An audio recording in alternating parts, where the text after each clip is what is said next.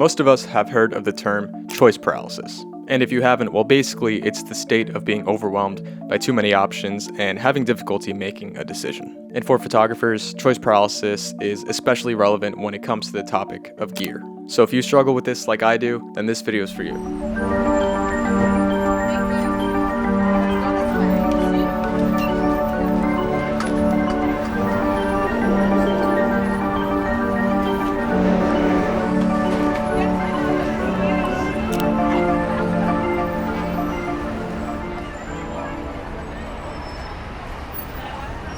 My trip to Portugal in September of last year was the first big trip that I took where, aside from trying to enjoy the time and, have new experiences, my main priority was taking photos, closely followed by making YouTube videos about those photos. I was also there with 2 other photographers, and they were also making their own videos about the trip.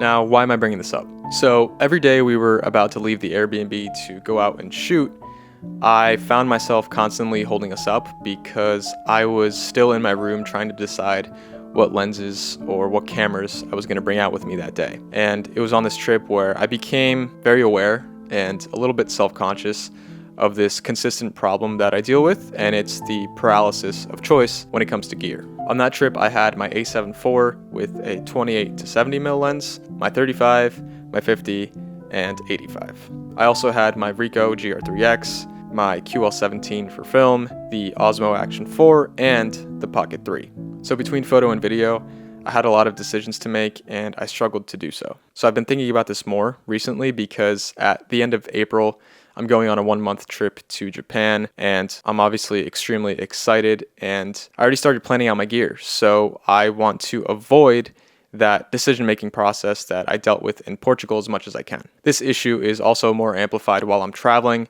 not so much during my typical New York photo walks, because I can just basically go out and shoot that whenever I want. Now, this is one of those things that not everyone will be able to relate to, and I'm sure I'll get some remarks from the Magnum photographers in all YouTube comments telling me to stop being dramatic and to stop complaining and that they would never deal with this issue, but so be it. And maybe this isn't as much of a serious issue as I'm making it seem, but hey, what better place to vent than YouTube? But in all seriousness, there might be people who are also struggling with the same thing.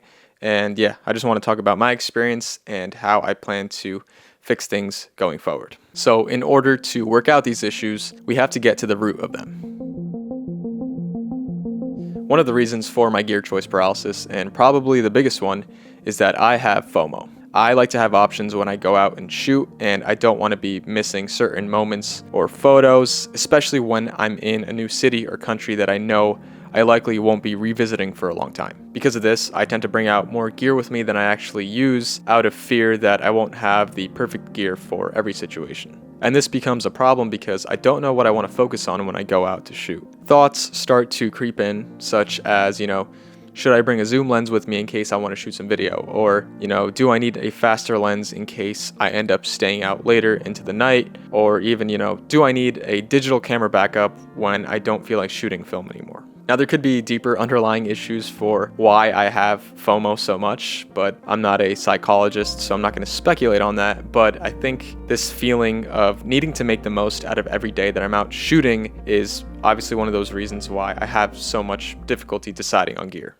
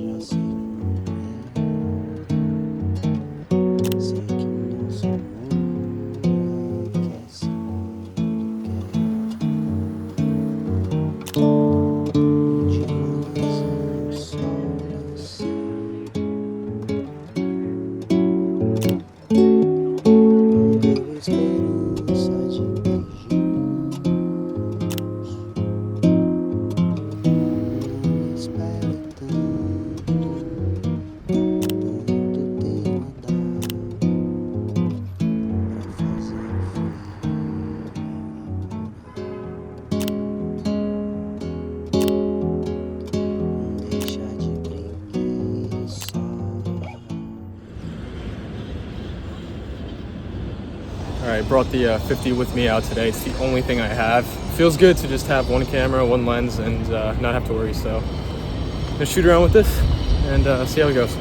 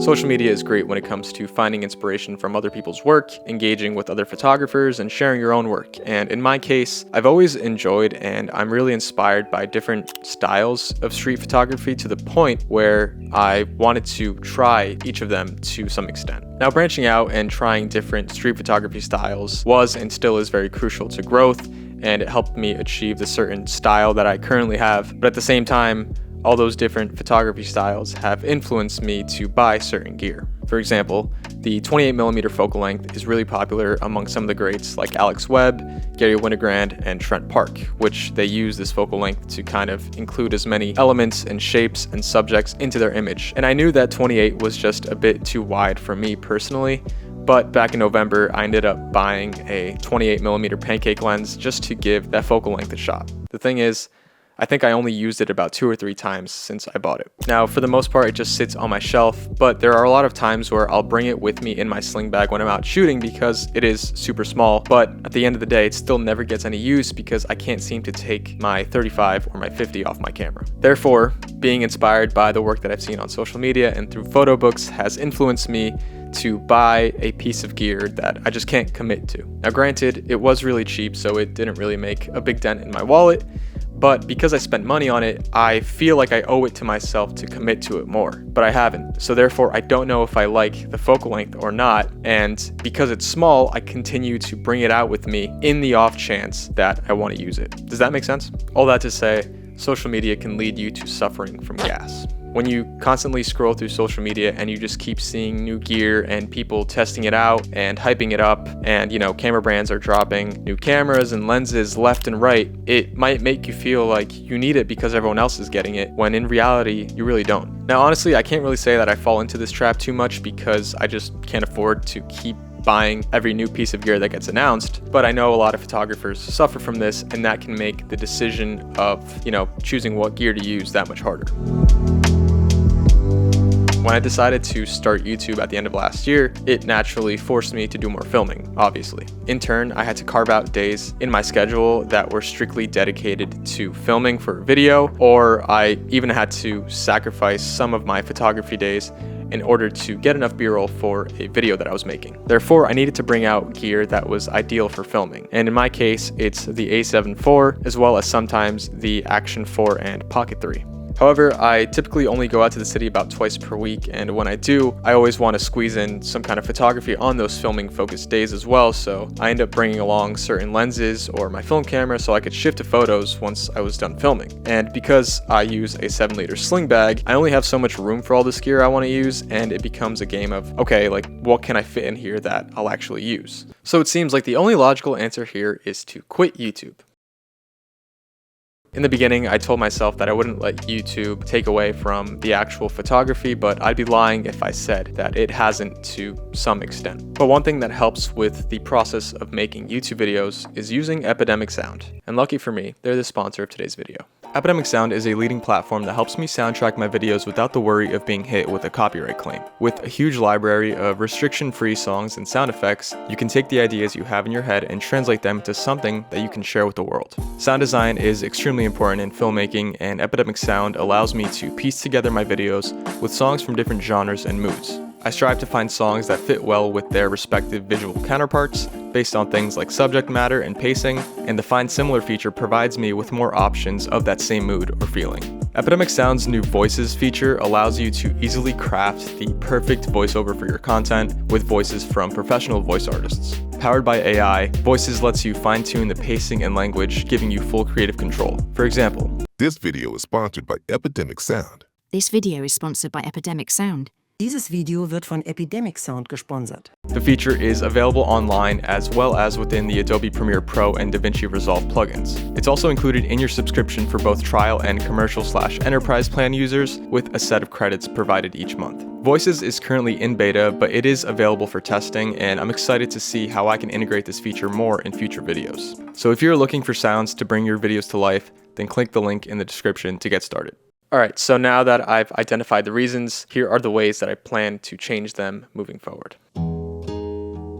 Part of the reason why I bring multiple lenses or cameras with me is because I haven't found the right gear yet. I kind of got roped into believing that using prime lenses was the best way to do street photography, and that, using zoom lenses make you lazy and that primes make you commit and think in a certain way. And I still love primes, and I'm not selling mine or anything, but I definitely enjoy using them more on a day-to-day basis. But when it comes to travel and making videos for YouTube, I need to start thinking more practically. I have something in mind that I think would fit really nicely into my workflow and my kit, and it might sound a little bit hypocritical because earlier I talked about gas and this involves buying a new lens, but I really think that the Sony 24 to 50mm f2.8 is right up my alley. This is a pretty solid focal range for filming videos. It's also smaller than my Tamron 28 to 75, so I'd be more inclined to use it for photos as well. And this is interesting because this lens has an inverted zoom, so it's at its most compact size at 50mm, and when I want to shoot at 35, the barrel extends, but